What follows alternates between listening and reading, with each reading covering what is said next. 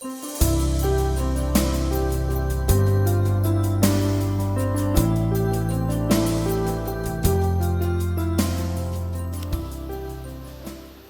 queridos nenos e nenas de CB de Celeiro, hoxe imos contaros un conto moi especial. Debido ás circunstancias deste ano, non podemos facer unha Navidade normal, pero aún así seguimos cheos de ilusión e fantasía. Ollade e escoitade ben.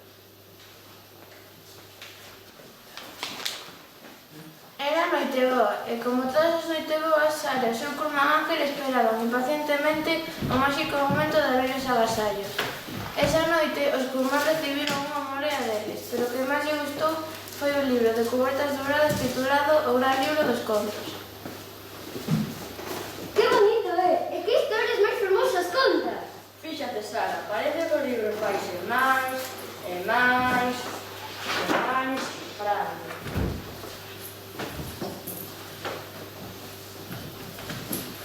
Pouco a pouco, a cuberta do libro foi adoptando a forma dunha gran porta de madeira. Ao franqueala, os nenos descubriron casas de caramelo, ríos de limoada e unha lagoa chea de leite de améndoas. Nunha das súas marxes levantábase un alpendre feito de algodón de azufre, no que descansaba o neno Xesús, rodeado polos seus pais e 3 beis de chocolate. A súa nai arrolaba cunha terra canción. Este neno ten semiño, ten ganas de vivir, un modo pechadinho, e outro non pode abrir. Ten un neno, ten o meu sol, ten un nequinho do meu corazón.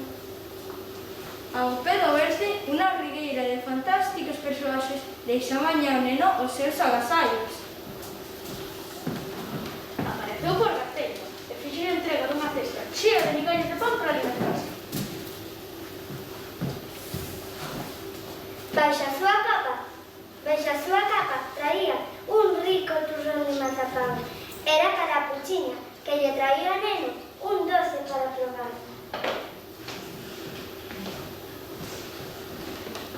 Blancaneves amosou un especiño máxico para que o neniño vese a diario o especial que era.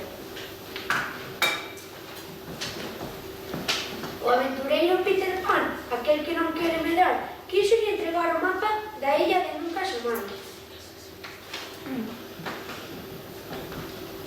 Paisaba Pinocho, o cal lle quiso lembrar que as mentiras nunca debería usar, por iso lle fixo entrega dun nariz que nunca volvería a empregar.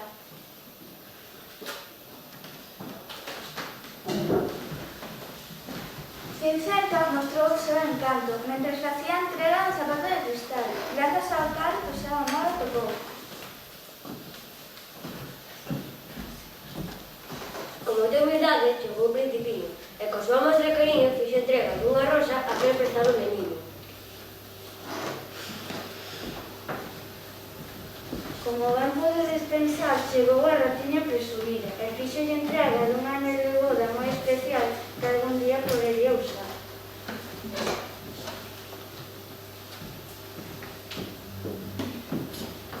Un galo de capitán lle trouxo preganoces para que mostrase con sabedoría toda a súa gran valía.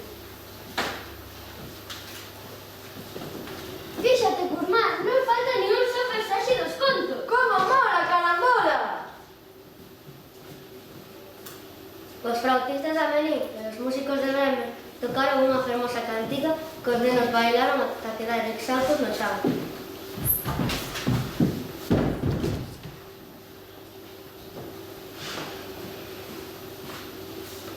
Cando despertaron, descubrían con sorpresa que estaban debaixo da súa propia árbore de Nadal, ao carón do Gran Libro dos Contos. Todo foi un soño que remataba como remataban todos os contos.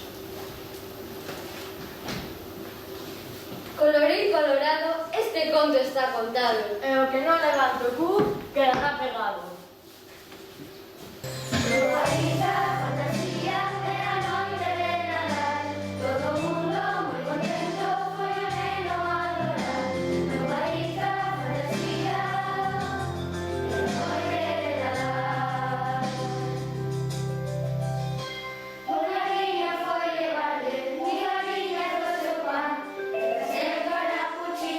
Un turrón de mazapán, Blancanieves